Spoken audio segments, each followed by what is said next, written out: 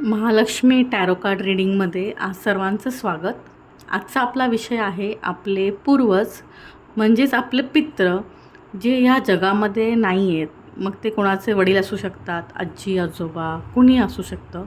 तर ते आपल्याला काय संदेश देऊ पाहत आहेत किंवा आपण जे लाईफ जगत आहोत त्याबद्दल ते काय मार्गदर्शन करू पाहत आहेत, त्यांना काय सांगायचं आहे तुम्हाला, हे आपण पाहणार आहोत.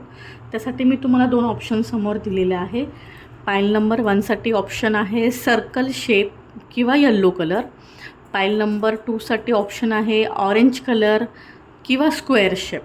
तुम्ही शेपनी जाऊ शकताय, तुम्ही नंबरनी जाऊ शकताय, तुम्ही कलरनी जाऊ शकताय. 1साठी number 1 yellow colour circle shape, 2साठी नंबर 2 स्क्वेअर ऑरेंज शेप. जो पण शेप तुम्हाला, कलर तुम्हाला, नंबर तुम्हाला अट्रॅक्ट करतो आहे तो तुम्ही चूज करा. वेलकम पाईल नंबर 1. तर ज्यांनी पण 1 नंबर येल्लो कलर किंवा सर्कल शेप चूज केला होता त्यांच्यात आपण त्यांचे पूर्वज किंवा पित्र किंवा ॲन्सेस्टर्स काय सांगू पाहत आहेत ते आपण बघूया. तर पहिलंच कार्ड इथे आलेलं आहे 4 ऑफ पेंटॅकल्सचं. तर तुमच्या पूर्वजांचं असं म्हणणं आहे की तुम्ही खूप धावताय पैशाच्या मागे. इतकं धावू नका, इतका पैशाला महत्त्व नाही आहे हे तुम्हाला ते सांगत आहेत. मे बी ते त्या फेजमधून गेले आहेत, त्यांनी आता खूप अनुभव घेतला आहे आयुष्याचा. तर ते तुम्हाला सांगू पाहतात की पैसाच सर्वस्व नाही आहे. इथे 8 ऑफ पेंटॅकल्सचं कार्ड आहे. तर ते सांगत आहेत स्वतःवरती मेहनत घ्या, स्वतःमध्ये काही गोष्टी तुम्ही नवीन शिका, नवीन काहीतरी ट्राय करा, स्किल्स डेव्हलप करा जे तुम्हाला पुढे जाऊन हेल्प करेल. द मूनचं कार्ड इथे अवेलेबल आहे. त्या थ्रू तुमचे पूर्वज किंवा पित्र सांगू पाहते की तुम्हाला घाबरण्याची गरज नाही आहे. त्यांच्याकडून अशी कोणतीही गोष्ट घडलेली नाही आहे की त्याचा तुम्हाला किंवा तुमच्याही पुढच्या पिढीलासुद्धा त्रास होईल किंवा काहीतरी भोगावं लागेल असं जर तुमच्या मनामध्ये इच्छा असेल, अशी काही भीती असेल तर ती काढून टाका. असं त्यांच्याकडून काही झालेलं नाही आहे. किंग ऑफ सॉर्ड्सचं कार्ड इथे अवेलेबल आहे. तर ते पण तुमचे पित्र किंवा पूर्वज सांगू पाहत आहेत की आम्ही तुमचं वरतून प्रोटेक्शन करत आहोत, अगदी राजाप्रमाणे. ज्याप्रमाणे एक राजा आपल्या प्रजेचं रक्षण करत असतो, त्यांना सगळ्या वाईट गोष्टींपासून दूर ठेवत असतो, त्याला जितकं शक्य होईल तितकं तो एफर्ट्स घेत असतो, त्याप्रमाणे ते वरतून तुम्हाला प्रोटेक्शन पाठवत आहेत, वेळोवेळी तुम्हाला मदत पाठवत आहेत.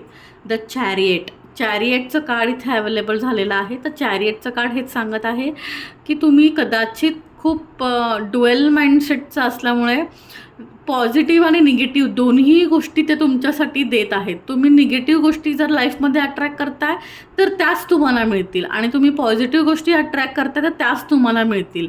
तर तुमच्या विचारांमध्येच सगळ्या गोष्टी आहेत. पॉझिटिव्ह विचार करा, त्यांनाही आनंद होईल त्या पाठवताना. निगेटिव्ह गोष्टी तुम्ही विचार करून त्या अट्रॅक्ट करताय तर तसं करू नका. हा संदेश देण्याचा तुमचे पूर्वज प्रयत्न करत आहे टॅरो कार्ड्स थ्रू.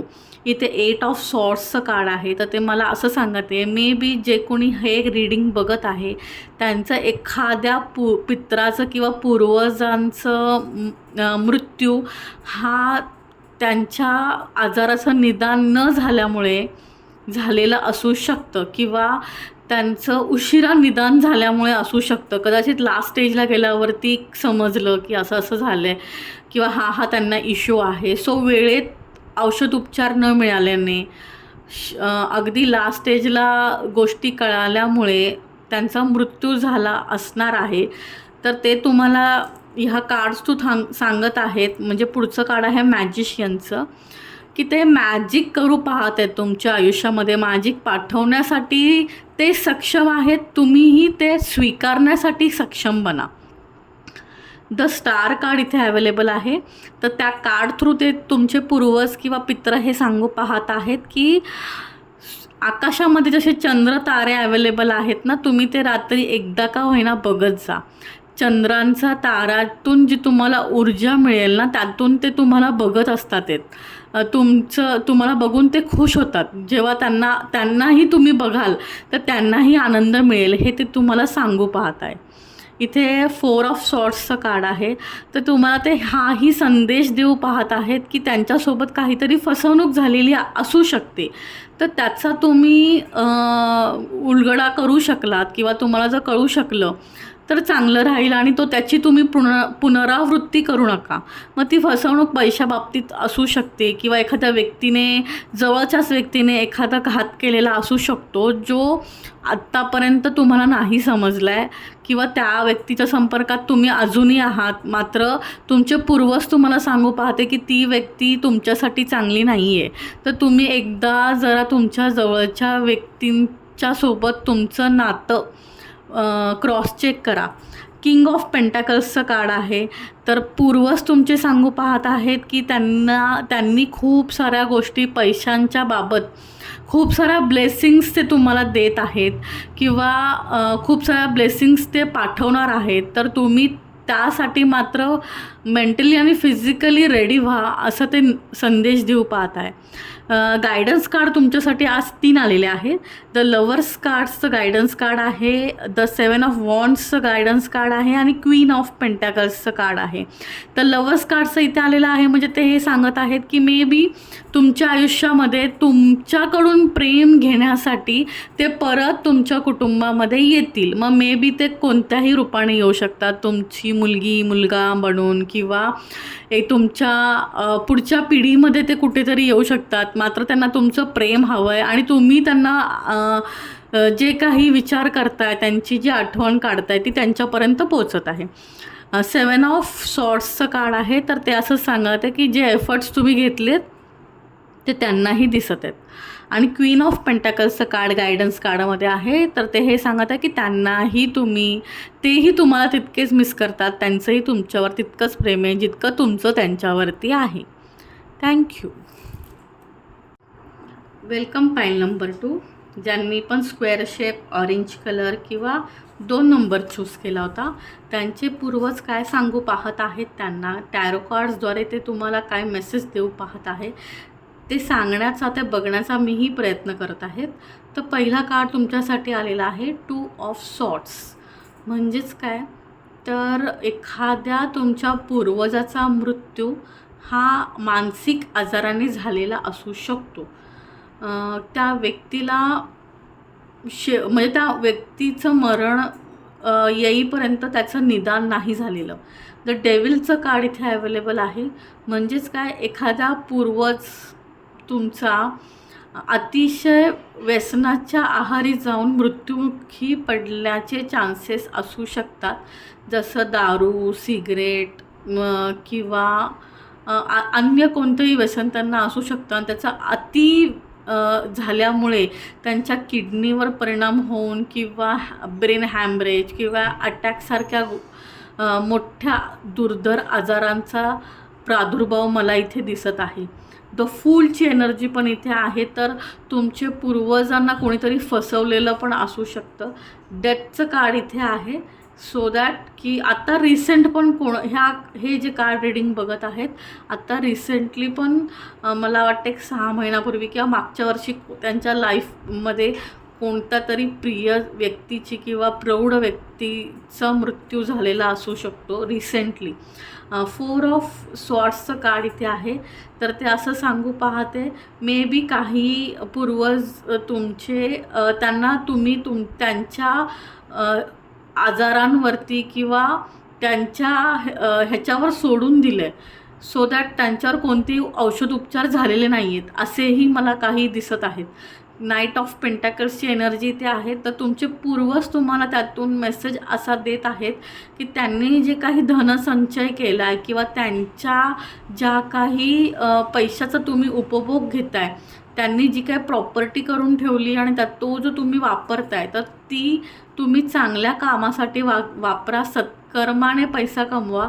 जर तुम्ही त्याचा दुरुपयोग करताय आणि त्यांनी कमवलेल्या पैशातून येणारा पैसा तुम्ही व्यसनासाठी वापरताय, तर त्याच्यातून तुम्हाला ब्लेसिंग्स त्यांच्या मिळणार नाहीत.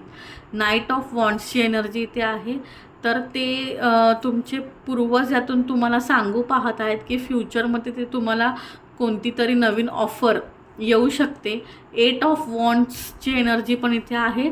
तर त्यातून तुम्हाला तुमचे पूर्वज सल्ला देऊ पाहत आहेत की त्यांच्या पूर्व पुण्याईमुळे किंवा त्यांनी जे काही गोष्टी चांगल्या करून ठेवल्या होत्या ते जेव्हा जिवंत होते त्या क्षणी त्याच्या पुण्याईमुळे तुम्हाला एखादा लाभ मोठा आता फ्युचरमध्ये होऊ शकतो.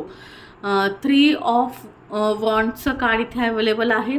तर ते असं सांगत आहे मे बी तुम्हाला दूरदृष्टीची गरज आहे किंवा तुमचे पूर्वज तुम्हाला सांगत आहे की लांबचा विचार करा. तुम्ही खूप जवळचा विचार करून गोष्टी करत आहात ज्याने तुमचं नुकसान होत आहे आणि त्यांच्या अनुभवातून पण ते तुम्हाला हाच मेसेज देत आहेत की दूरदृष्टी ठेवण्याची गरज आहे.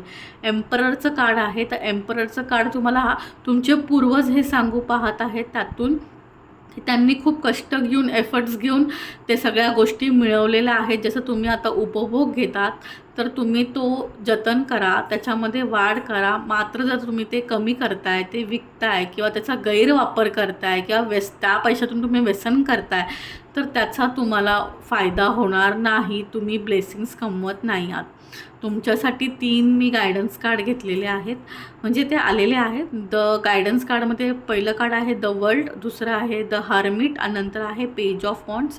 द वर्ल्डचं कार्ड तुम्हाला असं सांगतं, म्हणजे असं गाईड करू तुमचे पूर्वज त्या थ्रू असं गाईड करू पाहत आहेत की तुमच्या आयुष्यात ज्या कोणी स्त्रिया आहेत, मग ती तुमची बायको असेल, मुलगी असेल, सासू असेल, कुणीही, त्यांचा रिस्पेक्ट करा. त्यांचा डिसरिस्पेक्ट झाल्याने पण तुम्हाला गोष्टींमध्ये त्रास होत असणार आहे. गोष्टी मिळवण्यासाठी आता तुम्हाला स्ट्रगल असणार आहे. तर आता ज्या कोणी स्त्रिया तुमच्या कुटुंबामध्ये आहेत त्यांचा नक्कीच रिस्पेक्ट करा, त्यांची काळजी घ्या, त्यांना काय हवं आहे काय नको याची तुम्ही नोंद ठेवा. द हर्मिटचं कार्ड तुम्हाला असं तुमचे पूर्वज यातून असं सांगत आहेत की गायडन्स घ्या, लोकांना विचारा. जे कोणी त्यांच्या वयाचे लोक आता जिवंत आहेत तुमच्या आयुष्यात त्यांची विचारपूस करा. पेज ऑफ वॉन्ड्सचं कार्ड आहे. तर ते असं सांगत आहे मॅच्युअरली डिसिजन घ्या.